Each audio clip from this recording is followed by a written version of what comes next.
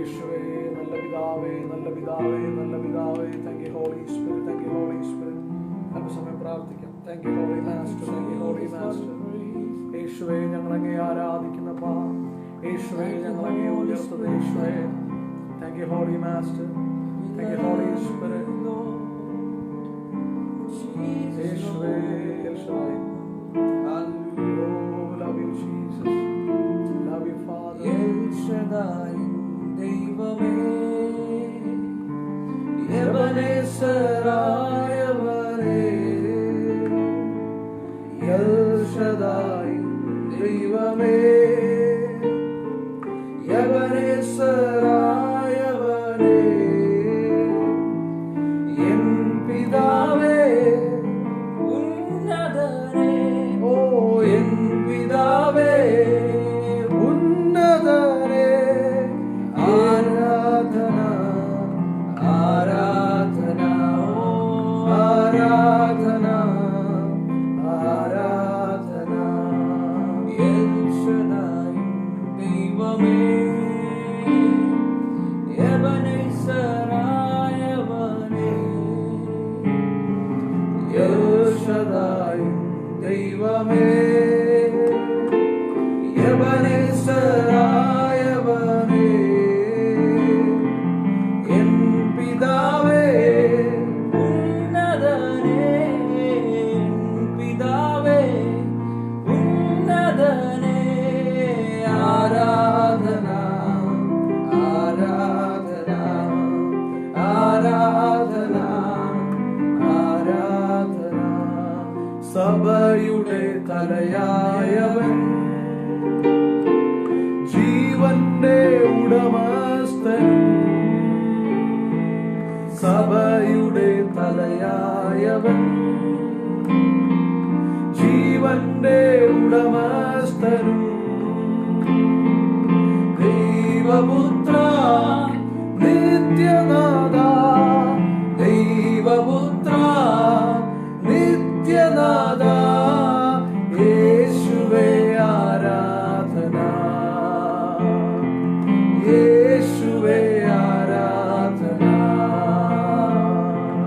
യേശുദായി ദൈവമേ, യവനേശ്വരായവനേ, യേശുദായി ദൈവമേ, യവനേശ്വരായവനേ,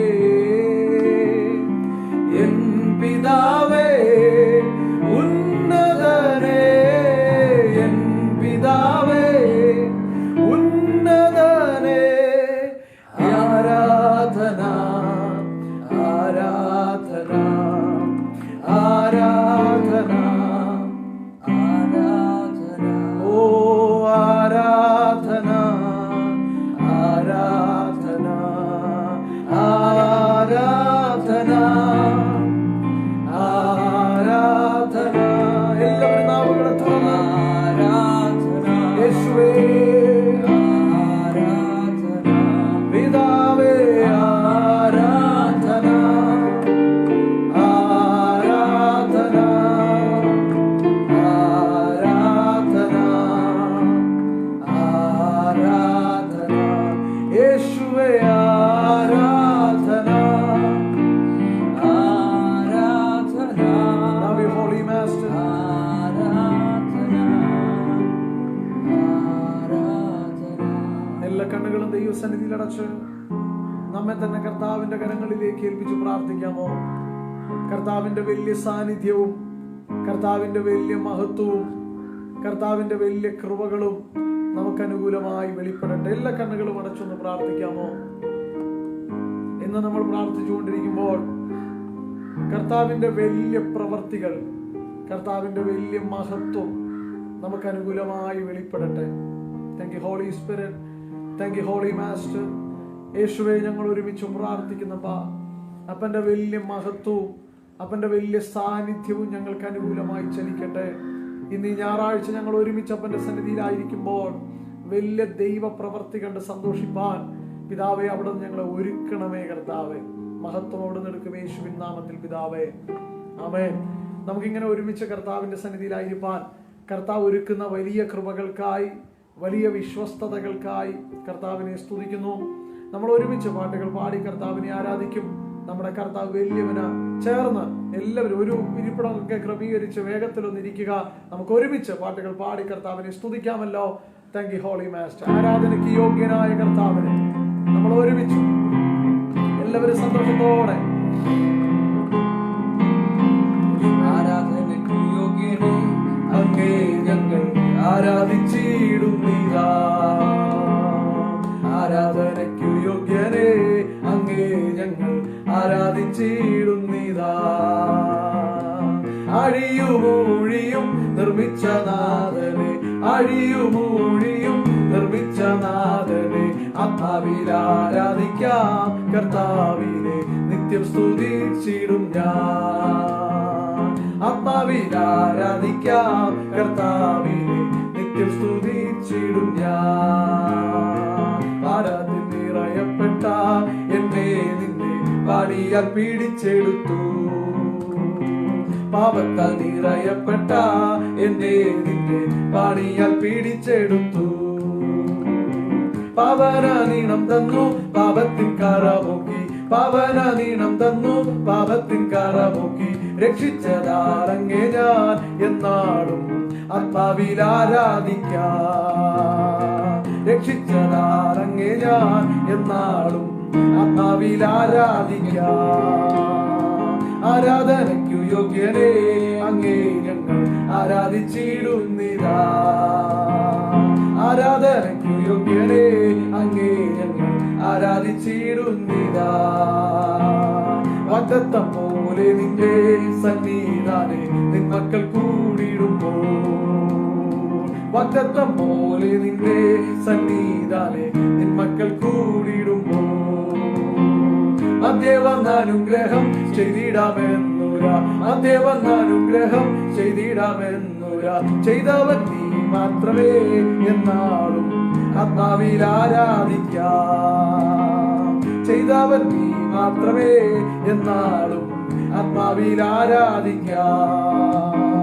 ആദിമ നൂറ്റാണ്ടിൽ നിന്ദാസർ മർക്കോസിൻ മാളികയിൽ, ആദിമ നൂറ്റാണ്ടിൽ നിന്ദാസർ മർക്കോസിൻ മാളികയിൽ. നിന്നാവി പകർന്നപ്പോൾ നിന്ദാസർ മധ്യത്തിൽ, നിന്നാവി പകർന്നപ്പോൾ നിന്ദാസർ മധ്യത്തിൽ. നിൻ ശക്തിയായ ചിടുക അങ്ങേ ഞങ്ങൾ ആത്മാവിൽ ആരാധിക്കാം. നിൻ ശക്തിയായ ചിടുക അങ്ങേ ഞങ്ങൾ ആത്മാവിൽ ആരാധിക്കാം. ആരാധനയ്ക്കു യോഗ്യനേ അങ്ങേ ഞങ്ങൾ ആത്മാവിൽ ആരാധിക്കാം. ആരാധനയ്ക്കു യോഗ്യനേ അങ്ങേ ഞങ്ങൾ ആരാധിച്ചിടുന്നിതാ. അഴിയുമൂഴിയും നിർമ്മിച്ച നാഥനെ, അഴിയുമൂഴിയും നിർമ്മിച്ച നാഥനെ ആത്മാവിൽ ആരാധിക്കാം. കർത്താവിനെ നിത്യം സ്തുതിച്ചിടും ഞാൻ. ആത്മാവിൽ ആരാധിക്കാം. കർത്താവിനെ നിത്യം സ്തുതിച്ചിടും ഞാൻ. ആരാധനയ്ക്കു യോഗ്യനേ അങ്ങേ ഞങ്ങൾ ആരാധിച്ചിടുന്നിതാ. ആരാധനയ്ക്കു യോഗ്യനേ അങ്ങേ ഞങ്ങൾ ആരാധിച്ചിടുന്നിതാ. ആരാധനയ്ക്കു യോഗ്യനേ അങ്ങേ ഞങ്ങൾ ആരാധിച്ചിടുന്നിതാ. ആരാധനയ്ക്കു യോഗ്യനേ അങ്ങേ ഞങ്ങൾ ആരാധിച്ചിടുന്നിതാ. പിതാവേ, ആരാധനയ്ക്ക് യോഗ്യനായ കർത്താവേ, ഞങ്ങൾ കുടുംബമായി സഭയായി ചേർന്ന് അങ്ങയുടെ നാമത്തെ ആരാധിക്കുന്ന കർത്താവേ, അങ്ങയുടെ നാമം വലിയത്, അങ്ങ് ഉന്നതനായവൻ, അവിടുന്ന് ആരാധനയ്ക്ക് ഏറ്റവും യോഗ്യനായവൻ. അങ്ങയുടെ വലിയ നാമത്തെ ഞങ്ങൾ ഒരുമിച്ച് ബഹുമാനിക്കുന്നപ്പാ, അങ്ങയുടെ വലിയ നാമത്തെ ഞങ്ങൾ ഒരുമിച്ച് ഉയർത്തുന്ന കർത്താവേ. ആരാധിക്കുന്നവന്റെ സ്ഥിതി മാറുമല്ലോ, ആരാധിക്കുന്നവന്റെ അവസ്ഥകൾ മാറുമല്ലോ. അങ്ങനെയെങ്കിൽ ഇന്ന് പകലിൽ ഒരുമിച്ച് ചേർന്ന് ആരാധിക്കുന്ന ഓരോ മക്കളുടെ ജീവിതത്തിനകത്തും വലിയ ദൈവത്തിന്റെ കരുതൽ വെളിപ്പെടുവാൻ ഞങ്ങൾ അങ്ങയോട് പ്രാർത്ഥിക്കുന്നപ്പാ. വലിയ ദൈവത്തിന്റെ മഹത്വം വെളിപ്പെടുവാൻ ഞങ്ങൾ അങ്ങയോട് പ്രാർത്ഥിക്കുന്ന കർത്താവേ. നല്ല നാഥന്റെ കൃപ ഇന്ന് പകലും ഞങ്ങളുടെ ജീവിതത്തിനകത്ത് വെളിപ്പെടണമേ. വിവിധ ഭവനങ്ങളിൽ ഓൺലൈനിലൂടെ ഞങ്ങൾ വാച്ച് ചെയ്യുന്ന എല്ലാ കുടുംബങ്ങളുടെ അകത്തും കട്ടിയേറിയൊരു മേഘം വെളിപ്പെടുവാൻ ഞങ്ങൾ അങ്ങയോട് പ്രാർത്ഥിക്കുന്നു. അപ്പന്റെ വലിയ സാന്നിധ്യം, അപ്പന്റെ വലിയ മഹത്വം കൊണ്ട് ഞങ്ങളെ നിറയ്ക്കണമേ കർത്താവേ. അല്പസമയം ഞങ്ങൾ ഒരുമിച്ചായിരിക്കുന്നത് വലിയ ജയമായി മാറട്ടെ, വലിയ അനുഗ്രഹമായി മാറട്ടെ. മഹത്വമോടെ നിൽക്കുക യേശുവിൻ നാമത്തിൽ പിതാവേ, ആമേൻ. കർത്താവിന്റെ അതിപരിശുദ്ധ നാമം വാഴ്ത്തപ്പെടുമാറാകട്ടെ. ഇന്ന് പകലിൽ ഞങ്ങൾക്ക് സഹോദരങ്ങൾക്ക് ഒരുമിച്ച് നിങ്ങളോടൊപ്പം ആയിരിക്കാനും നിങ്ങളെ ശുശ്രൂഷിപ്പാനും കർത്താവിനാൽ ഒരുക്കപ്പെടുന്ന എല്ലാ വലിയ കൃപകളെ ഓർത്ത് കർത്താവിനെ സ്തുതിക്കുന്നു. നമ്മുടെ ദൈവം വലിയവനാണ്, നമ്മുടെ കർത്താവ് വിശ്വസ്തനാണ്. ഇന്ന് ഈ ഒരു ഞായറാഴ്ച പകലിൽ വിശേഷാല ഓൺലൈനിലൂടെ ഞങ്ങൾ വാച്ച് ചെയ്യുന്ന എല്ലാ പ്രിയപ്പെട്ടവർക്കും ഞങ്ങളുടെ സ്നേഹവന്ദനത്തെ അറിയിക്കുന്നു. അപ്പോൾ തന്നെ എൻ്റെ മലയം ദൈവസഭ കുടുംബാംഗങ്ങളുണ്ട്, നിങ്ങളോടുള്ള എല്ലാ സ്നേഹത്തെയും കരുതലിനെയും അറിയിക്കുന്നു. കർത്താവ് നമ്മെ എല്ലാവരെയും അനുഗ്രഹിക്കട്ടെ. അല്പം പോലും സമയം കളയാതെ നമ്മൾ ഒരുമിച്ച് ദൈവവചനം തുറക്കുവാൻ വേണ്ടി പോകുന്നു. 2 കൊരിന്ത്യർ ലേഖനം 2-ാം അധ്യായം അതിൻ്റെ 14-ാമത്തെ വാക്യം നിങ്ങൾക്ക് വേണ്ടി വായിക്കുന്നത് ശ്രദ്ധിക്കുക. 2 കൊരിന്ത്യർ ലേഖനം 2-ാം അധ്യായം അതിൻ്റെ 14-ാമത്തെ വാക്യം. നമുക്കറിയാം, കൊരിന്ത്യർക്ക് അപ്പോസ്തലനായ പൗലോസ് 2 ലേഖനങ്ങളാണ് എഴുതിയിട്ടുള്ളത്.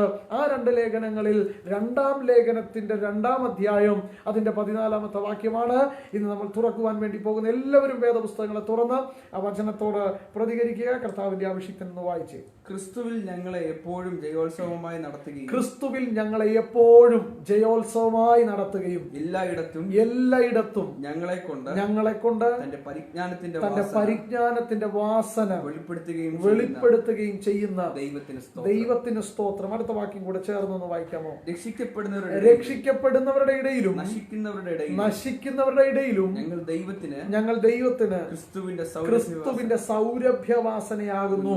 ഈ വചനത്തിന്റെ 2 മുഖങ്ങളാണ് നമ്മൾ ഒരുമിച്ച് തുറക്കാൻ വേണ്ടി പോകുന്നത്. ഒന്ന്, ക്രിസ്തുവിൽ ഞങ്ങളെ എപ്പോഴും ജയോത്സവമായി നടത്തുന്ന ഒരു ദൈവം. 2, എല്ലായിടത്തും ഞങ്ങളെ കൊണ്ട് തന്റെ പരിജ്ഞാനത്തിന്റെ വാസന വെളിപ്പെടുത്തുന്ന ദൈവം. 2 പദങ്ങൾ ഞാൻ നിങ്ങൾക്ക് ആത്മാവിൽ ആദ്യമേ കൈമാറാം. ഒന്ന്, എപ്പോഴും നടത്തുന്നൊരു ദൈവം, എല്ലായിടത്തും നടത്തുന്നൊരു ദൈവം. എപ്പോഴും എല്ലായിടത്തും, ഈ പദത്തെ ഞാൻ നിങ്ങൾക്ക് ആത്മാവിൽ കൈമാറട്ടെ. എപ്പോഴും എല്ലായിടത്തും നമ്മെ നടത്തുന്നൊരു ദൈവം. അങ്ങനെ എഴുതിയിരിക്കുന്ന ക്രിസ്തുവിൽ ഞങ്ങളെ എപ്പോഴും ജയോത്സവമായി നടത്തുന്നൊരു ദൈവം, ജയോത്സവമായി നടത്തുകയും. ആ വാക്ക് നിങ്ങളൊന്ന് ശ്രദ്ധിച്ചേ. ഈ വചനത്തിന്റെ 1-ാമത്തെ മുഖം ഞാൻ തുറക്കാൻ പോവാം. ക്രിസ്തുവിൽ ഞങ്ങളെ എപ്പോഴും നടത്തുന്ന ഒരു ദൈവം. ഒരുവൻ ക്രിസ്തുവിലായാൽ ബൈബിൾ പറയുന്നു അവൻ പുതിയ സൃഷ്ടിയാകുന്നു. നമ്മൾ നമ്മുടെ ജീവിതത്തിനകത്ത് നമുക്ക് കിട്ടിയ ഏറ്റവും വലിയ സമ്പത്ത് എന്ന് ചോദിച്ചാൽ എന്താ? ഏറ്റവും വലിയ സമ്പത്ത് യേശുവിനെ കിട്ടി എന്നുള്ളതാണ്, ക്രിസ്തുവിനെ കിട്ടി എന്നുള്ളതാണ് നമ്മുടെ ജീവിതത്തിലെ ഏറ്റവും വലിയ സമ്പത്ത്. നിങ്ങളുടെ ജീവിതത്തിനകത്ത് നഷ്ടങ്ങൾ ഉണ്ടാകാം, കഷ്ടങ്ങൾ ഉണ്ടാകാം, വിവിധ പീഡകളിലൂടെ കടന്നു പോകുന്നവർ എന്നെ കേൾക്കുന്നുണ്ടാകാം. ഞാൻ നിങ്ങളോട് പറയാം, നമ്മുടെ ജീവിതത്തിനകത്ത് നമുക്ക് കിട്ടിയ ഏറ്റവും വലിയ സൗഭാഗ്യം യേശുവിനെ കിട്ടി എന്നുള്ളതാണ്. മഹത്വത്തിന്റെ പ്രത്യാശയായ ക്രിസ്തു നിങ്ങളിൽ വസിക്കുന്നു എന്നുള്ളത് സത്യമാ, ആ വചനം സത്യമാ. അങ്ങനെ തന്നെ മുന്നോട്ട് പോകണം. അപ്പോൾ തന്നെ നമ്മൾ അറിഞ്ഞിരിക്കേണ്ട മറ്റൊരു വലിയ സത്യം, ഞാൻ ക്രിസ്തുവിലാണ്, ഇൻ ക്രൈസ്റ്റ് എന്നൊരു വലിയ റെവലേഷനും നമ്മുടെ ജീവിതത്തിനകത്ത് ഉണ്ടാകണമേ. ഒരുവൻ ക്രിസ്തുവിലായാൽ, ഒരുവൻ ക്രിസ്തുവിനോടുകൂടെ നടന്നാൽ, ഒരുവൻ ക്രിസ്തുവിന്റെ സാന്നിധ്യത്തിനകത്ത്, ആ മഹത്വത്തിനകത്ത്, ആ തേജസ്സിനകത്ത് അവൻ നടന്നാൽ ബൈബിൾ പറയുന്നു എപ്പോഴും ജയോത്സവമായി നടക്കാൻ പറ്റും. ആ വാക്കിങ്ങനെ എഴുതിയിരിക്കുന്നത്, ജയോത്സവമായി ഞങ്ങളെ നടത്തുന്നൊരു ദൈവം. ജയോത്സവമായി എന്നോ ഒരു കാലത്ത് നടത്തിയ ചരിത്രങ്ങളിൽ ഉറങ്ങിക്കിടക്കുന്നൊരു ദൈവത്തെ അല്ല ഞങ്ങൾ പ്രസംഗിക്കുന്നത്, മറിച്ച് കണ്ടിന്യൂസ് ആയിട്ട് ഇപ്പോഴും ജയോത്സവമായി നടത്തുന്നൊരു ദൈവമുണ്ട്. എന്താ പ്രിയരെ ജയോത്സവം? ആ ജയോത്സവം എന്ന പദത്തിന് കാൽവറി ക്രൂശുമായിട്ട്, ആ കാൽവറിയുടെ കൊലക്കളവുമായിട്ടൊരു വലിയ ബന്ധമുണ്ട്. ഇന്നേക്ക് ഏകദേശം 2000-ലധികം വർഷങ്ങൾക്ക് മുൻപ് നമുക്ക് വേണ്ടി നമ്മുടെ കർത്താവായ യേശുക്രിസ്തു കാൽവറിയിൽ യാഗമായി. യേശുക്രിസ്തു യാഗമായത് പരാജയപ്പെട്ടിട്ടല്ല, യേശു കർത്താവ് യാഗമായത് സകലത്തെയും ജയിച്ച് കീഴ്പ്പെടുത്തിയിട്ടാണ്. കാൽവറിയിൽ നമ്മുടെ കർത്താവായ യേശുക്രിസ്തു സ്വീകരിച്ച, യേശുക്രിസ്തു ഏറ്റെടുത്ത ആ വലിയ ജയത്തിന്റെ ആഘോഷം നടക്കുന്നത്, അതിന്റെ ഉത്സവങ്ങൾ നടക്കുന്നത് സഭയിലൂടെയാണ്. ഇന്ന് എന്നെ കേൾക്കുന്ന ഓരോ വ്യക്തികളിലൂടെയുമാണ്. ഞാൻ ആവർത്തിച്ചു പറയാം, നമ്മുടെ കർത്താവായ യേശുക്രിസ്തു കാൽവറിയിൽ സാത്താനെ തകർത്ത് ആയുധവർഗം വയ്പ്പിച്ച് ക്രൂശിൽ അവയുടെ മേൽ ജയത്തിന്റെ ഉത്സവം കൊണ്ടാടി. ആ ജയത്തിന്റെ ഉത്സവത്തിന്റെ കണ്ടിന്യൂസ് പ്രോസസ്സിംഗ് നടക്കുന്നത് സഭയിലൂടെയാണ്, വിശ്വസിക്കുന്ന ഓരോ ദൈവമക്കളിലൂടെയുമാണ്. എന്നോ ഒരു ജയം തന്ന ചരിത്രങ്ങളിൽ ഉറങ്ങിക്കിടക്കുന്ന ഒരു ദൈവമല്ല, മറിച്ച് ബൈബിൾ പറയുന്നു അവൻ ജയോത്സവമായി നടത്തുകയും എന്നും എപ്പോഴും നമ്മെ ജയോത്സവമായി നടത്തുകയും.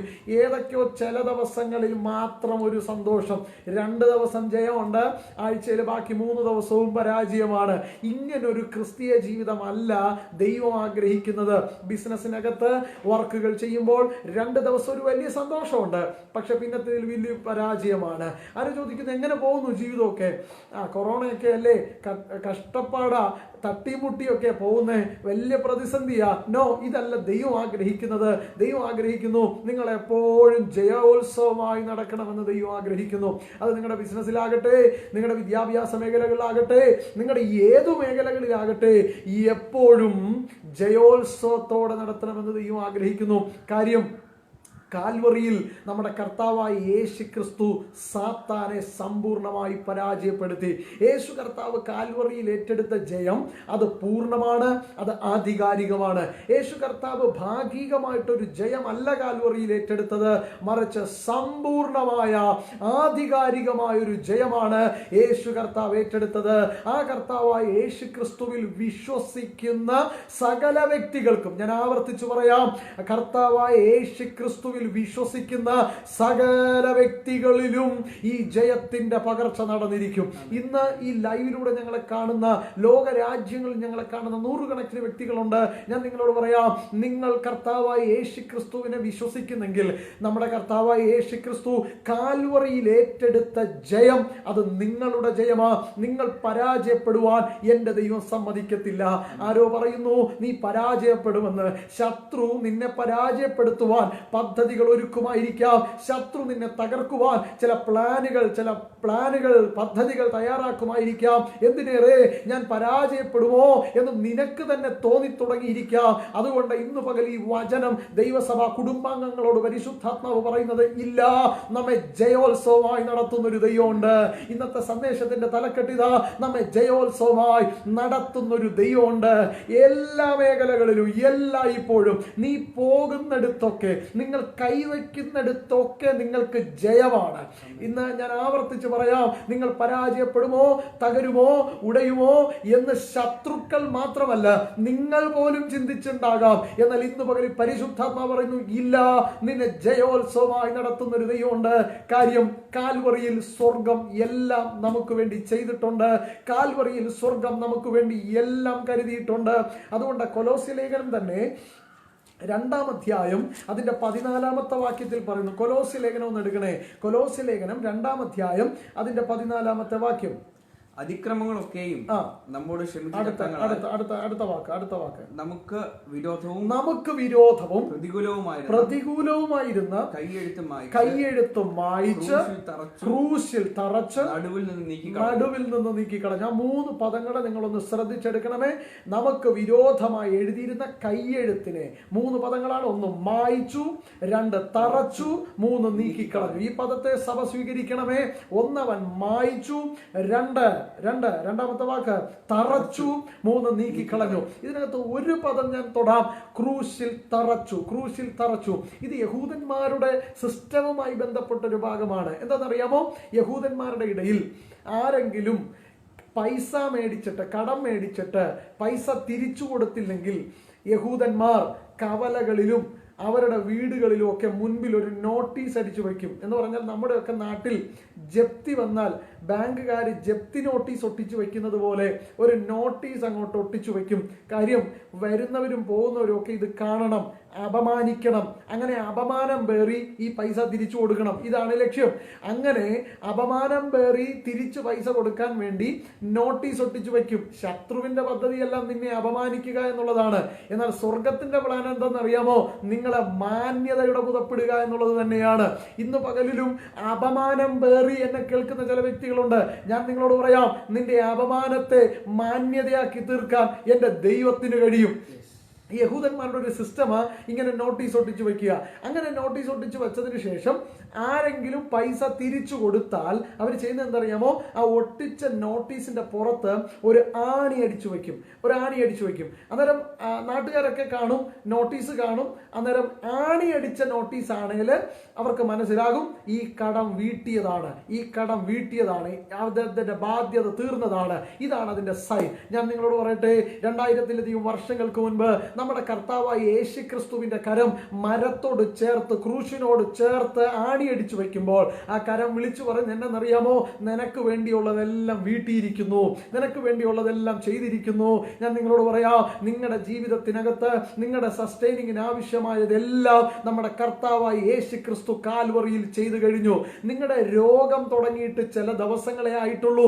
നിങ്ങളുടെ ജീവിതത്തിനകത്ത് ക്ഷീണങ്ങൾ തുടങ്ങിയിട്ട് ചില ദിവസങ്ങളെ ആയിട്ടുള്ളൂ. സാമ്പത്തിക തകർച്ച വന്നിട്ട് ചില വർഷങ്ങളെ ആയിട്ടുള്ളൂ. പക്ഷെ നിങ്ങൾക്കറിയാമോ, ഇതിന്റെ വിടുതൽ തുടങ്ങിയിട്ട് 2000-ലധികം വർഷം കഴിഞ്ഞു. ഇന്ന് പകലിൽ ഇരിക്കുന്ന ഇരിപ്പിടത്തിൽ ഇരുന്നു കൊണ്ട് യേശുവേ എന്ന് വിളിച്ച് ആ കാൽവറി മരണത്തെ ഒന്ന് വിശ്വസിക്കാൻ തയ്യാറെടുത്താൽ, കർത്താവായ യേശു ക്രിസ്തുവിനെ ഉള്ളത്തിൽ സ്വീകരിക്കാൻ തയ്യാറെടുത്താൽ, ഞാൻ നിങ്ങളോട് പറയാം, ഇന്ന് എന്നെ കേൾക്കുന്ന ദൈവമക്കൾ ഈ വചനത്തെ വിശ്വസിച്ചോ. നമുക്ക് വേണ്ടി എല്ലാം സ്വർഗം കരുതിയിട്ടുണ്ട്. ബൈബിൾ പറയുന്നു, അവൻ മായിച്ചു. നിങ്ങൾക്ക് വിരോധമായി എഴുതിയിരിക്കുന്ന കൈയെഴുത്തിനെ സ്വർഗം മായിച്ചു, ക്രൂശിൽ തറച്ചു, നടുവിൽ നിന്ന് നീക്കിക്കളഞ്ഞു. ശത്രുക്കൾ നിങ്ങൾക്ക് വിരോധമായി എഴുന്നേറ്റ് നിൽക്കുന്നു. തല ഉയർത്തി ചില ദേശശക്തികൾ എഴുന്നേറ്റ് നിൽക്കുന്നു. ഞാനിത് പറഞ്ഞുകൊണ്ടിരിക്കുമ്പോൾ തന്നെ പരിശുദ്ധാത്മാവ് എന്നോട് പറയുന്നു, ചില ദേശാധിപ ശക്തികളുടെ മേൽ സ്വർഗം ഒരു വലിയ അധികാരത്തെ ജനത്തിന് കൈമാറുകയാ. നിങ്ങൾക്ക് വിരോധമായി ഉണ്ടാക്കുന്ന ഒരായുധവും ഫലിക്കത്തില്ലെന്ന് മാത്രമല്ല, ആരും ഓടിക്കാതെ ദുഷ്ടൻ ഓടിപ്പോകാൻ പോകുന്നു. ബൈബിൾ പറയുന്നു, അവരെ നടുവിൽ നിന്ന് നീക്കിക്കളഞ്ഞു. അപ്പൊ മായിച്ചു, തറച്ചു, നടുവിൽ നിന്ന് നീക്കിക്കളഞ്ഞു. അപ്പൊ കാൽവറി മരണത്തിൽ സംഭവിച്ചത് നമ്മുടെ കർത്താവായ യേശു ക്രിസ്തു നമ്മുടെ രോഗത്തെയും ശാപത്തെയും പാപത്തെയും മാത്രമല്ല ചുമലിൽ വഹിച്ചത്, മറിച്ച് അവൻ നമ്മുടെ ദാരിദ്ര്യത്തെയും ചുമലിൽ വഹിച്ചു. ആരെങ്കിലും കൊടിയ ദാരിദ്ര്യങ്ങളിലൂടെ കടന്നു പോകുന്നവരുണ്ടോ? വലിയ പ്രതിസന്ധികളിലൂടെ കടന്നു പോകുന്നവരുണ്ടോ? പരീക്ഷയിലൂടെ കടന്നു പോകുന്നവരുണ്ടോ? ഞങ്ങൾ നിങ്ങളോട് പറയാം, ഇല്ല.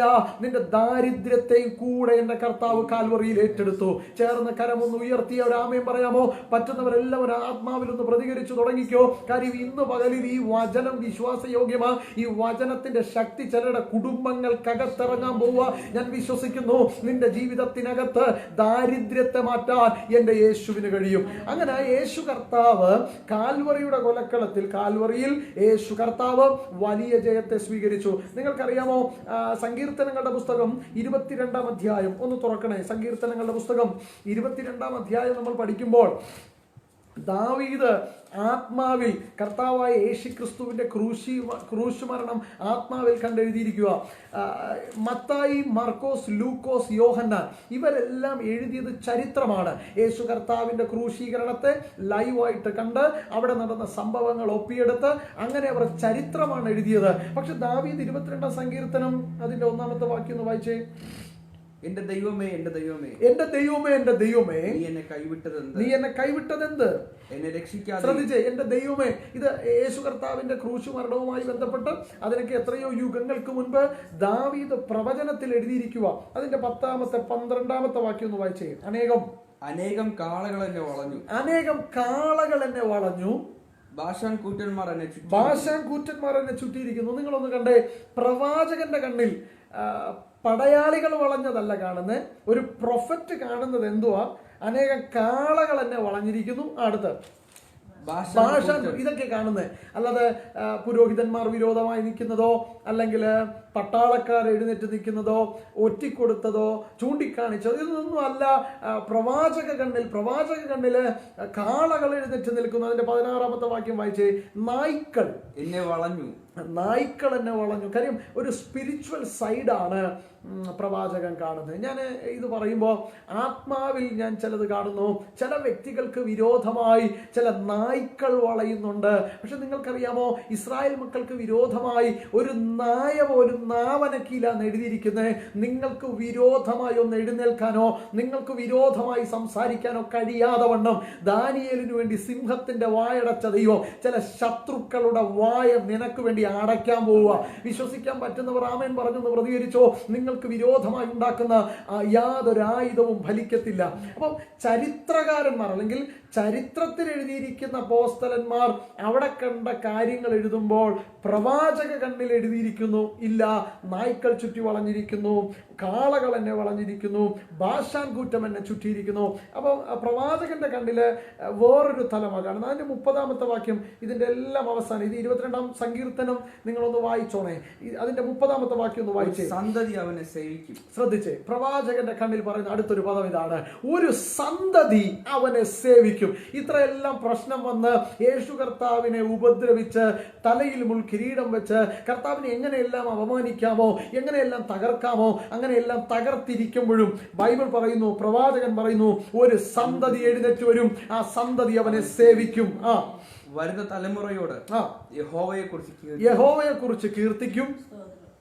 അവർ വന്ന് ഒരു സന്തതി എഴുന്നേൽക്കും. നമ്മളെ കുറിച്ച് പറയുവാണ്. കർത്താവായ യേശു ക്രിസ്തുവിനെ വിശ്വസിക്കുന്ന സഭയെ കുറിച്ച്, കുടുംബാംഗങ്ങളെ കുറിച്ച്, ജനങ്ങളെ കുറിച്ച് പറയുക. ഒരു സന്തതി എഴുന്നേറ്റ് വരും. ആ എഴുന്നേറ്റ് വരുന്ന സന്തതിയുടെ നാവിൽ ഒരു സന്ദേശം ഉണ്ടാകും. ആ സന്ദേശം എന്താണെന്നറിയാമോ? ആ സന്ദേശം ജനിക്കാനുള്ള ജനത്തോടാ പറയുന്നത്. ജനിക്കാനുള്ള ജനത്തോട് എങ്ങനെ പറയാൻ പറ്റും? ജനിച്ചവരോടല്ലേ നമുക്ക് വല്ലതും പറയാൻ പറ്റൂ? ജനിക്കാനുള്ള ജനത്തോട് എന്ത് പറയാൻ പറ്റും? അതെ, ഇത് വീണ്ടും ജനനത്തെ കാണിക്കുന്നു. നിങ്ങൾക്കറിയാമോ, യേശു കർത്താവിനെ വിശ്വസിക്കുന്ന, യേശു കർത്താവിനെ സേവിക്കുന്ന ഞങ്ങൾ ഉൾപ്പെടുന്ന സന്തതികൾക്ക് വീണ്ടും ജനിക്കാനുള്ളവരോട് ചിലത് പറയാനുണ്ട്. മലയം ദേശത്ത് വീണ്ടും ജനിക്കാനുള്ള ഒത്തിരി പേരുണ്ട്. ലോകരാജ്യങ്ങളിൽ ഇപ്പോൾ ഞങ്ങളെ ലൈവിലൂടെ കാണുന്ന പ്രിയപ്പെട്ടവരെ, വീണ്ടും ജനിക്കാൻ ഒത്തിരി പേരുണ്ട്. ഞങ്ങളുടെ തിരുവനന്തപുരം പട്ടണത്തിൽ വീണ്ടും ജനിക്കാൻ ഒത്തിരി പേരുണ്ട്. ആ വീണ്ടും ജനനം കാത്തിരിക്കുന്നവരോട് സഭയ്ക്ക് പറയാനുള്ളത്, ആ സന്ദേശം ഇതാണ്. അവൻ ജനത്തോട് പറയേണ്ടത്, അവൻ നിവർത്തിച്ചിരിക്കുന്നു. വീണ്ടും ജനനത്തിന് വേണ്ടി കാത്തിരിക്കുന്നവരോട്, യേശുവിനെ വിശ്വസിക്കുന്ന സന്തതികൾക്ക് പറയാനുള്ളത് എന്തെന്നറിയാമോ? അവൻ നിവർത്തിച്ചിരിക്കുന്നു.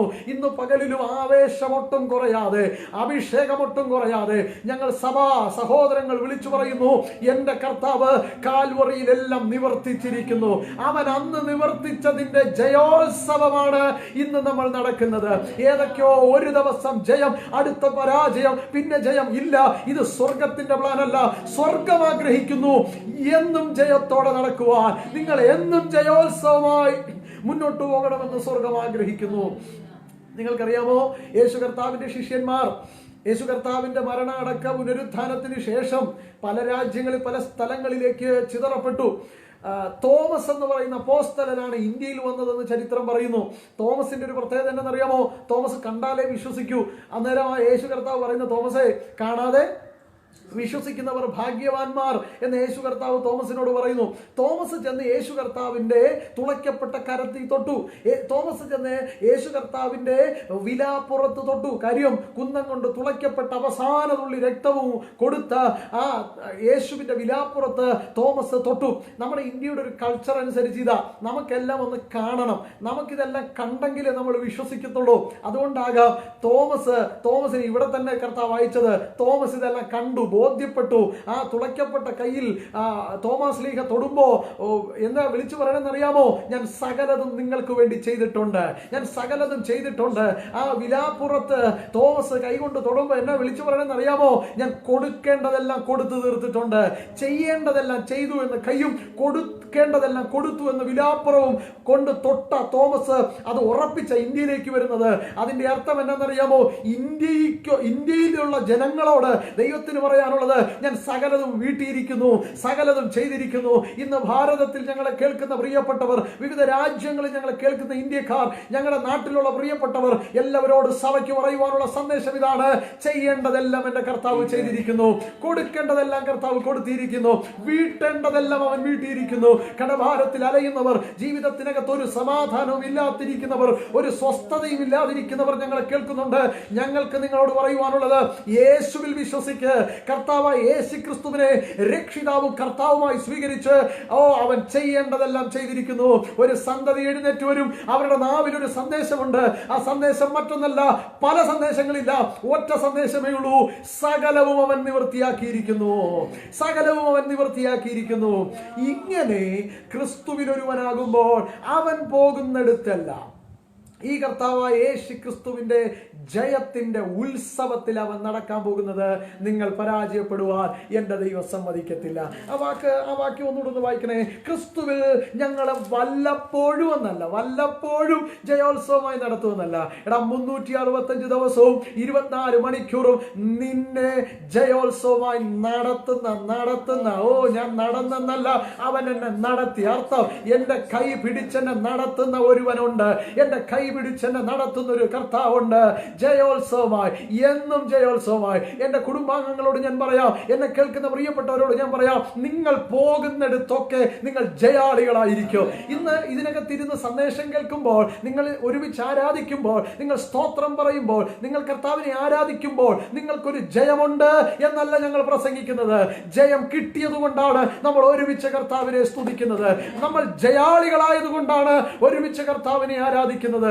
നിങ്ങൾ പരാജയപ്പെടണം, നിങ്ങളുടെ തല കുനിയണം, നിങ്ങളൊന്ന് ഉടയണം, നിങ്ങൾ ഈ ദേശത്തെ കാണരുത് എന്ന് വാദിക്കുന്ന ദുർഭൂതങ്ങൾ തലകുലുക്കി എഴുന്നേറ്റാലും ഞാൻ നിങ്ങളോട് പറയാ, ഇല്ല, പരാജയപ്പെടാൻ എന്റെ ദൈവം സമ്മതിക്കത്തില്ല.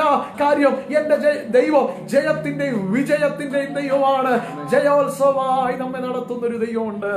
എല്ലാ മേഖലകളിലും ദാവീദ് യുദ്ധത്തിനിറങ്ങി. ദാവീദ് യുദ്ധത്തിന്റെ പ്രത്യേകത എന്നറിയാമോ? ദാവീദ് മനുഷ്യരോട് മാത്രമല്ല യുദ്ധം ചെയ്തത്, ദാവീദ് മൃഗത്തോട് യുദ്ധം ചെയ്തു. ദാവീദ് മൃഗത്തോട് മാത്രമല്ല യുദ്ധം ചെയ്തത്, ദാവീദ് മനുഷ്യരോട് യുദ്ധം ചെയ്തു. പക്ഷേ ചരിത്രവും ബൈബിളും പറയുന്നു, ദാവീദിന്റെ ശരീരത്തിൽ ഒരു നഖത്തിന്റെ പാട് പോലും വന്നില്ല. കാര്യം എന്തെന്നറിയാമോ?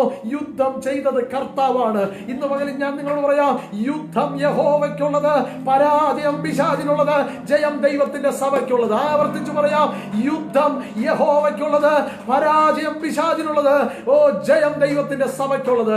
ഇന്ന് പകലിൽ വിശ്വസിക്കുന്ന ദൈവമക്കൾ, കൃപയുള്ള ദൈവമക്കൾ, ഈ വചനത്തെ സ്വീകരിക്കണമേ. നമ്മെ ജയോത്സവമായി നടത്തുന്ന ഒരു ദൈവമുണ്ട്, നമ്മെ പരിപാലിക്കുന്ന ഒരു ദൈവമുണ്ട്.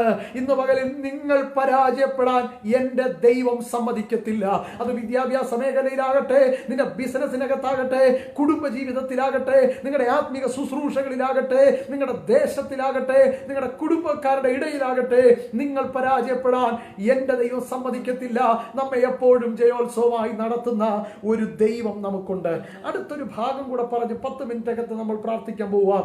രക്ഷിക്കപ്പെടുന്നവരുടെ ഇടയിലും നശിക്കുന്നവരുടെ ഇടയിലും ഞങ്ങൾ ദൈവത്തിന് ക്രിസ്തുവിന്റെ സൗരഭ്യവാസന. ഒന്ന്, എപ്പോഴും നമ്മെ ജയോത്സവമായി നടത്തുന്ന ദൈവം. 2, എല്ലായിടത്തും പരിജ്ഞാനത്തിന്റെ വാസന വെളിപ്പെടുത്തുന്ന ഒരു ദൈവം. ഒന്ന്, നീ പോകുന്നിടത്തെല്ലാം എപ്പോഴും ജയം ഉണ്ടാകും. 2, നിങ്ങൾ പോകുന്നിടത്ത് എല്ലായിടത്തും നിങ്ങളിൽ നിന്നൊരു വാസന പുറത്തു വരും. നിങ്ങളിൽ നിന്ന് പരിജ്ഞാനത്തിന്റെ വാസന, സൗരഭ്യ വാസന നിങ്ങളിൽ നിന്ന് പുറത്തു വരും. ആ വാക്കിനെ ഒന്ന് ശ്രദ്ധിച്ചോണേ. ഒന്ന്, നിങ്ങൾക്ക് ജയം തരുന്ന ഒരു ദൈവം, നിങ്ങൾ പോകുന്നിടത്തെല്ലാം എപ്പോഴും ജയോത്സവം നടത്തും. എന്നാൽ അടുത്ത വാക്ക്, എല്ലായിടത്തും ഒരു ഫ്രാഗ്രൻസ് വെളിപ്പെടും. Fragrance of Christ. ക്രിസ്തുവിന്റെ പരിജ്ഞാനത്തിന്റെ ആ ഒരു വാസന പുറത്തു വരും, സൗരഭ്യ വാസന പുറത്തു വരും. കുറച്ചുകൂടെ ആഴത്തിൽ പറഞ്ഞാൽ, നിങ്ങളിൽ നിന്ന് നല്ലത് പുറത്തു വരും, നിങ്ങളിൽ നിന്ന് ആ ദൈവകൃപ പുറത്തു വരും, നിങ്ങളിൽ നിന്നൊരു വെളിച്ചം പുറത്തു വരും, നിങ്ങളിൽ നിന്നൊരു അഭിഷേകത്തിന്റെ നദി പുറത്തു വരും, നിങ്ങളിൽ നിന്ന് നല്ല ക്വാളിറ്റികൾ പുറത്തു വരും. മറ്റുള്ളവർക്ക് ഗുണകരമായ, സമൂഹത്തിനും ദേശത്തിനും കുടുംബക്കാർക്കും എല്ലാം ഗുണകരമായ സൗരഭ്യ വാസനയായി നിങ്ങൾ മാറാൻ പോകുന്നു. എന്ന് പറഞ്ഞാൽ, ഒരാളെ പെർഫ്യൂം അടിച്ചിട്ട് വന്നാൽ അത് എല്ലായിടത്തും പരക്കുന്നത് പോലെ, ചിലർ പെർഫ്യൂം അടിച്ചിട്ട് വരുമ്പോൾ നമ്മൾ ചോദിക്കും ഇത് ഏതാണ് എന്ന് ചോദിക്കുന്നത് പോലെ, അതിന്റെ വാസനയെ ആർക്കും തടച്ചു വെക്കാൻ പറ്റാത്തതുപോലെ ഈ വാസനകൾ നിങ്ങളിൽ നിന്ന് പുറത്തു വരും. ഇത് രക്ഷിക്കപ്പെടുന്നവരുടെ ഇടയിൽ മാത്രമല്ല, മറിച്ച് ബൈബിൾ പറയുന്നു നശിച്ചു പോകുന്നവരുടെ ഇടയിലും ഈ വാസന, ഈ ഫ്രാഗ്രൻസ് പുറത്തു വരാൻ പോവുകയാണ്. നിങ്ങൾ ആഗ്രഹിക്കുന്നോ നിങ്ങളിൽ നിന്ന് നല്ലത് പുറത്തു വരണമെന്ന്? നിങ്ങൾ കൊതിക്കുന്നോ ദൈവമക്കളെ, അഭിഷേകം പ്രാപിച്ചവരെ, ദൈവകൃപയുള്ളവരെ, ഇന്ന് ഈ വചനം കേൾക്കുന്ന പ്രിയപ്പെട്ടവരെ, നിങ്ങൾ ആഗ്രഹിക്കുന്നുണ്ടോ നിങ്ങളിൽ നിന്ന് നല്ലത് പുറത്തു വരണമെന്ന്? നിങ്ങളിൽ നിന്ന് നല്ലത് പുറത്തു വരണമെങ്കിൽ, ഞാൻ ഈ സംസാരിക്കുന്നത് ദൈവമക്കളോടാണ് കേട്ടോ, നിങ്ങളിൽ നിന്ന് നല്ലത് പുറത്തു വരണമെങ്കിൽ ഒന്ന് വായിച്ചേ യെഹെസ്കേൽ പ്രവചന പുസ്തകം 20:41. നമ്മിൽ നിന്ന് നല്ല സൗരഭ്യവാസന പുറത്തു വരണമെങ്കിൽ നമ്മൾ ചെയ്യേണ്ടതിന്, നമ്മിൽ നിന്ന് നല്ല സൗരഭ്യവാസന, മറ്റുള്ളവർക്ക് ആശ്വാസമായിട്ടുള്ള പ്രവൃത്തികൾ, മറ്റുള്ളവർക്ക് ഗുണകരമായിട്ടുള്ളത്, നല്ല ക്വാളിറ്റികൾ, ദൈവകൃപ, അഭിഷേകം, ഒരു വലിയ പ്രകാശം, ഇത് നിന്നിൽ നിന്ന് പുറത്തു വരണമെങ്കിൽ എന്നാ ചെയ്യേണ്ടേ? യെഹെസ്കേൽ പ്രവചന പുസ്തകം 20-ാം അധ്യായം അതിന്റെ 41-ാമത്തെ വാക്യം. യെഹെസ്കേൽ 20:41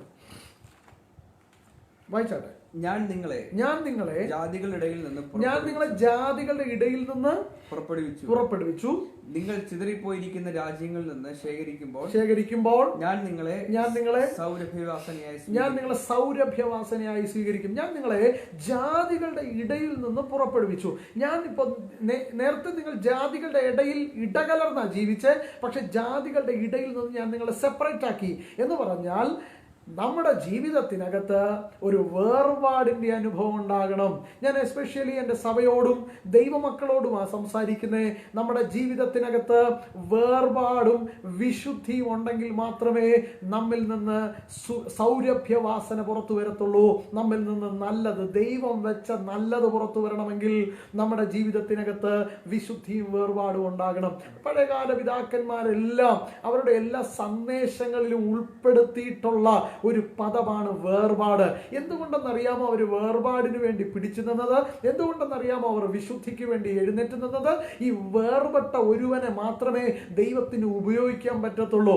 വേർപാടിന്റെ ജീവിതം നയിക്കുന്ന ഒരുവനും മാത്രമേ സൗരഭ്യവാസനയായി മാറാൻ പറ്റത്തുള്ളൂ. ഇന്ന് പകൽ എന്നെ കേൾക്കുന്ന ഒരു ദൈവവൈതലേ, ഞാൻ നിങ്ങളോട് പറയാം, മറ്റുള്ളവർ നടക്കുന്നത് പോലെ, മറ്റുള്ളവർ ചിന്തിക്കുന്നത് പോലെ ചിന്തിക്കാൻ, മറ്റുള്ളവർ പ്രവർത്തിക്കുന്നത് പോലെ പ്രവർത്തിക്കാൻ ഒരു ദൈവ വൈതലിന് വ്യവസ്ഥയില്ല എന്ന് മനസ്സിലാക്കണം. നമ്മുടെ കയ്യിൽ കത്തുന്നൊരു വിളക്കുണ്ടെന്നിരിക്കട്ടെ, ആ കത്തുന്നൊരു വിളക്ക് അത് അണയാതിരിക്കണമെങ്കിൽ കയ്യും വീശി തലയുമാട്ടി പോയാൽ ഇത് പെട്ടെന്ന് അണഞ്ഞു പോകും. പക്ഷേ നമ്മെ തന്നെ സൂക്ഷിച്ച് അതിനെ ഒന്ന് പൊതിഞ്ഞ് വളരെ ഗൗരവത്തോടെ മുന്നോട്ട് പോയെങ്കിൽ മാത്രമേ അത് അണയാതിരിക്കത്തുള്ളൂ. ഞാൻ നിങ്ങളോട് പറയാം, നമ്മിൽ ഒരു കത്തുന്ന ദീപമുണ്ട്, നമ്മിൽ കത്തുന്നൊരു വെളിച്ചമുണ്ട്. ഒരു കാരണവശാലും അത് അണഞ്ഞു പോകുവാൻ ദൈവമക്കൾ അനുവദിക്കരുതേ. നമുക്കൊരു വേർപാടിന്റെ അനുഭവം വേണം. നിങ്ങൾക്കറിയാമോ, കൺസീവായ ഒരു ലേഡിയെ, ഒരു സ്ത്രീയെ നിങ്ങളൊന്ന് കണ്ടേ. കൺസീവായ ഒരു സ്ത്രീ, അവളുടെ വസ്ത്രത്തിന് വ്യത്യാസമുണ്ടാകും, അവളുടെ ഭക്ഷണ രീതികൾക്ക് വ്യത്യാസമുണ്ടാകും. മറ്റുള്ളവർ ചാടി ഓടി നടക്കുന്നത് പോലെ അവളിപ്പോ ചാടി ഓടി നടക്കുന്നില്ല, തന്നെ താൻ സൂക്ഷിച്ച പോകുന്നേ. കാര്യം അവൾക്കറിയാം അവളിൽ ഒന്ന് ഉരുവായി വരുന്നുണ്ട്. ഓരോ ദൈവമക്കളും തിരിച്ചറിയണം, നമ്മിലൊരു നിയോഗം വളർന്നു വരുന്നുണ്ട്, നമുക്കൊരു വലിയ ദർശനമുണ്ട്, നമ്മുടെ ഉള്ളത്തിനകത്ത് ദൈവം വെച്ചിരിക്കുന്ന അഭിഷേകമുണ്ട്. ഇത് നഷ്ടപ്പെടുന്ന ഒന്നിലും കൈവയ്ക്കരുതേ.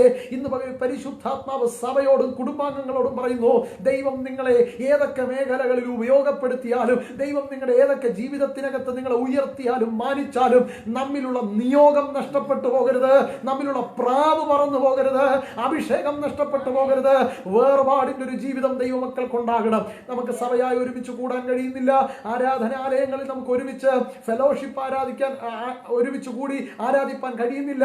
പക്ഷേ വേർപാടിന്റെ ജീവിതം നഷ്ടപ്പെട്ടു പോകരുത്. നിങ്ങളായിരിക്കുന്ന മേഖലകളിൽ, ആ കുടുംബത്തിൽ, ആ സമൂഹത്തിൽ നിങ്ങൾ വ്യത്യസ്തരായിരിക്കണമെന്ന് പരിശുദ്ധാത്മാവ് ആഗ്രഹിക്കുന്നു. അങ്ങനെ വേർപെട്ട ഒരുവനോട് മാത്രമേ, ലോകത്തിന്റെ പിടിയിൽ നിന്ന് വേർപെട്ട് കർത്താവിനോട് ചേർന്നിരിക്കുന്ന ഒരു ദൈവ പൈതലിൽ നിന്ന് മാത്രമേ സൗരഭ്യവാസന, സുഗന്ധം പുറത്തു വരികയുള്ളൂ. ഇന്ന് നിങ്ങൾ ആഗ്രഹിക്കുന്നോ, കൊതിക്കുന്നോ, മറ്റുള്ളവർക്ക് ആശ്വാസമായി, മറ്റുള്ളവർക്കൊരു ബലമായി, മറ്റുള്ളവർക്ക് അവരെ കൈത്താങ്ങുന്നവനായി, മറ്റുള്ളവർക്കൊരു ആശ്വാസം, ഗുണമുള്ളവനായി മാറണമോ? നിശ്ചയം നിന്റെ ജീവിതത്തിനകത്തൊരു വേർപാടിന്റെ അനുഭവം ഉണ്ടാകണം. വിശുദ്ധിക്ക് വേണ്ടി നിലനിൽക്കണം. ബൈബിൾ പറയുന്നു, ശുദ്ധീകരണം കൂടാതെ ആരും കർത്താവിനെ കാണത്തില്ല. കർത്താവിനെ കാണാനാണ് നമ്മൾ ഓടുന്നത്. ഇതിന് ഈ കാണിക്കുന്നതെല്ലാം നമ്മൾ ഓടുന്നതും അധ്വാനിക്കുന്നതും പ്രയത്നിക്കുന്നതും നമ്മുടെ ഈ നല്ല യൗവനം മാറ്റിവെച്ച് ഈ സുവിശേഷ വേലയ്ക്ക് ഇറങ്ങി എല്ലാം കർത്താവിനെ കാണാനാ, കർത്താവിനോടുകൂടെ ഇരിക്കാനാ. പക്ഷെ ബൈബിൾ പറയുന്നു ശുദ്ധീകരണം കൂടാതെ ആരും കർത്താവിനെ കാണുകയില്ല. അപ്പോ നമ്മുടെ ജീവിതത്തിനകത്ത് സൗരഭ്യവാസന പുറത്തു വരണമെങ്കിൽ നമ്മളിൽ വേർപാടിന്റെ അനുഭവം ഉണ്ടാകണം. അങ്ങനെ സൗരഭ്യവാസന പുറത്തു വന്നാൽ എന്താ സംഭവിക്കുന്നത്? വായിക്കാമോ? ഉൽപ്പത്തി പുസ്തകം 8-ാം അധ്യായം അതിന്റെ 21-ാമത്തെ വാക്യം അതോടെ വായിച്ച് ഞാൻ പ്രാർത്ഥിക്കാൻ പോവുകയാണ്. ഇന്ന് വളരെ പ്രാർത്ഥനയോടെ ഒരു ഭാഗം കൂടെ ചിന്തിച്ച് പ്രാർത്ഥിക്കാൻ പോവുകയാണ്. ഉൽപ്പത്തി പുസ്തകം 8-ാം അധ്യായം അതിന്റെ 21-ാമത്തെ വാക്യം ഒന്ന് വായിച്ചേ. യഹോവ സൗരഭ്യവാസന മണത്തപ്പോൾ യഹോവ തന്റെ ഹൃദയത്തിൽ അരുളി ചെയ്തത് ഞാൻ മനുഷ്യന്റെ നിമിത്തം ഇനി ഭൂമിയെ ശപിക്കുകയില്ല. അതിന്റെ 22-ാമത്തെ വാക്യം ഭൂമിയുള്ള കാലത്തോളം വിതയും കൊയ്ത്തും ഉണ്ടാകും, ശീതവും ഉഷ്ണവും വേനലും വർഷവും രാവും പകലും നിന്നു പോകത്തില്ല. നിങ്ങൾക്കറിയാമോ, യഹോവയായ ദൈവത്തിന്റെ അടുക്കെ സൗരഭ്യവാസന എത്തിയപ്പോൾ യഹോവയായ ദൈവം തന്റെ തീരുമാനത്തെ മാറ്റി, നിയമത്തെ മാറ്റി, ജനത്തിന് അനുകൂലമായ ചില നിയമങ്ങളെ കൊണ്ടുവന്നു. ഞാൻ നിങ്ങൾ സൗരഭ്യവാസന പുറത്തു വന്നാൽ നിങ്ങൾക്ക് അനുകൂലമായ ചില നിയമങ്ങളെ ദൈവം വയ്ക്കാൻ പോകുന്നു. നിങ്ങൾക്ക് പ്രതികൂലമായതിനെ മാറ്റി നിങ്ങൾക്ക് അനുകൂലമായ സാഹചര്യങ്ങളെ ദൈവം തിരിക്കാൻ പോകുന്നു. ഞാൻ എൻ്റെ കുടുംബാംഗങ്ങളോടും എൻ്റെ പ്രിയപ്പെട്ടവരോടും പറയാം, വിശുദ്ധിയോടും വേർപാടോടും കൂടെ കർത്താവിനെ ആരാധിച്ച് ആ നല്ല കർത്താവിന്റെ മുഖത്തേക്ക് നോക്കി നിങ്ങൾ ക്രിസ്തുവിലായിരിക്കുന്നെങ്കിൽ നിങ്ങളിൽ നിന്ന് സൗരഭ്യവാസന പുറത്തു വരും. പ്രാർത്ഥന, ആരാധന, ദൈവകൃപ, അഭിഷേകം ഇത് പുറത്തു വരും. ഇത് പുറത്തു വന്ന വാസന വെളിപ്പെടുത്തുന്ന ദൈവം, എപ്പോഴും ജയോത്സവമായി നടത്തുന്ന ദൈവം, പരിജ്ഞാനത്തിന്റെ വാസന വെളിപ്പെടുത്തുന്ന ദൈവം, എപ്പോഴും എല്ലായിടത്തും യേശുവിൻ നാമത്തിൽ, യേശുവിൻ അധികാരമുള്ള നാമത്തിൽ കൃപയുള്ള ദൈവമക്കൾ പ്രാർത്ഥിച്ചു തുടങ്ങുക. ഇന്ന് പകലിൽ അസാധാരണമായ ദൈവത്തിന്റെ മഹത്വം. യേശുവേ എന്ന് വിളിച്ചു പ്രാർത്ഥിക്കാൻ പറ്റുന്നവർ യേശുവേ എന്ന് വിളിച്ചു പ്രാർത്ഥിച്ചു. യേശുവേ എന്ന് വിളിച്ചു പ്രാർത്ഥിക്കാൻ പറ്റുന്നവർ യേശുവേ എന്ന് വിളിച്ചു പ്രാർത്ഥിക്ക്. യേശുവേ എന്ന് വിളിച്ചു പ്രാർത്ഥിക്കാൻ പറ്റുന്നവർ യേശുവേ എന്ന് വിളിച്ചു പ്രാർത്ഥിക്ക്. ദൈവത്തിന്റെ കരം ഇന്ന് പകൽ നമ്മുടെ ജീവിതത്തിനകത്ത് വെളിപ്പെടട്ടെ. എല്ലാ പരാജയങ്ങളും മാറട്ടെ യേശുവിന്റെ നാമത്തിൽ. ശത്രു നിങ്ങളെ പരാജയപ്പെടുത്താൻ ശ്രമിച്ച ശത്രുവിന്റെ സകല പദ്ധതികളും യേശുവിന്റെ നാമത്തിൽ അഴിയട്ടെ. ഒരു വലിയ ദൈവകരം തന്നെ മക്കൾക്ക് വേണ്ടി വെളിപ്പെടട്ടെ. ചില ബാധ്യതകളെ ദൈവം മാറ്റട്ടെ. ബിസിനസിനകത്ത് തകർച്ച അനുഭവിക്കുന്നവർ എന്നെ കേൾക്കുന്നുണ്ട്. ചില ബാധ്യതകൾ മാറട്ടെ. യേശുവിന്റെ നാമത്തിൽ ബാധ്യതകൾ മാറട്ടെ. ദാരിദ്ര്യം മാറട്ടെ. ദൈവശക്തി നിങ്ങളുടെ ജീവിതത്തിനകത്ത് വെളിപ്പെടട്ടെ. നിങ്ങൾ പോകുന്നിടത്തെല്ലാം ഒരു വലിയ ജയം. നിങ്ങൾ പോകുന്നിടത്തെല്ലാം പരിജ്ഞാനത്തിന്റെ വാസന. ഒരുവൻ ക്രിസ്തുവിനെ സ്വീകരിച്ച ഈ നല്ല കർത്താവിനെ സ്വീകരിക്കുമ്പോ, ഈ കർത്താവിനെ ആരാധിക്കുമ്പോ നമുക്ക് കിട്ടുന്ന പദവി അത് എത്ര വലുതാ. ഈ നല്ല കർത്താവിനെ സേവിക്കുമ്പോൾ നമുക്ക് കിട്ടുന്ന പദവി എത്ര വലുതാ. ആ നല്ല കർത്താവിനെ ഈ ഒരായുസിൽ സേവിപ്പാൻ നമുക്ക് ദൈവം കൃപ ചെയ്തല്ലോ. എന്റെ മലയൻ ദൈവസഭ കുടുംബാംഗങ്ങളെ, ലൈവിലൂടെ ഞങ്ങളെ കാണുന്ന പ്രിയപ്പെട്ടവരെ, ഇത്ര നല്ല കർത്താവിനെ സേവിപ്പാൻ എന്റെ കർത്താവ് നമുക്ക് കൃപ ചെയ്തല്ലോ. ഈ വചന സത്യമാ, ഈ വചനം വിശ്വാസയോഗ്യമാ. ഈ കർത്താവിനെ നിങ്ങളൊന്ന് ഉള്ളത്തിൽ സ്വീകരിച്ച് ഒരു വാക്കൂടെ പറഞ്ഞ് ഞാൻ അവസാനിപ്പിക്കാം. നമ്മൾ ഓടുന്നതും അധ്വാനിക്കുന്നതും വെറുതെ ആയി പോകരുത്. നമ്മുടെ കർത്താവിന്റെ വരവിൽ നാം എടുക്കപ്പെടണം. മണവാട്ടി സഭ കാത്തിരിക്കുന്നത് മണവാളനായ ക്രിസ്തുവിന് വേണ്ടിയാണ്. ഇത്രയും സ്നേഹം കിട്ടിയ ഒരു മണവാട്ടി വേറെ ഇല്ലല്ലോ, ഇത്രയും ഭാഗ്യമേറിയ ഒരു മണവാട്ടി മാറിയില്ലല്ലോ, ഇത്രയും സ്നേഹം കിട്ടിയ ഒരു മണവാട്ടി വേറെ ഇല്ലല്ലോ, ഇത്രയും ഭാഗ്യമേറിയ ഒരു മണവാട്ടി വേറെ ഇല്ലല്ലോ. ഇവിടെ കയറി വരികയെന്ന് കർത്താവിൻ ഗംഭീര നാദം കേട്ടിടും. ഇവിടെ കയറി വരികയെന്ന് കർത്താവിൻ ഗംഭീര നാദം കേട്ടിടും.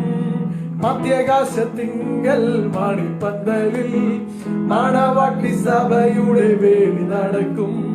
മഹിമയിൽ വാഴുന്ന മണവാളനാ മാലിന്യമേൽക്കാതെ നാം ഒരുങ്ങി നിൽക്കും. നിൽക്കാം.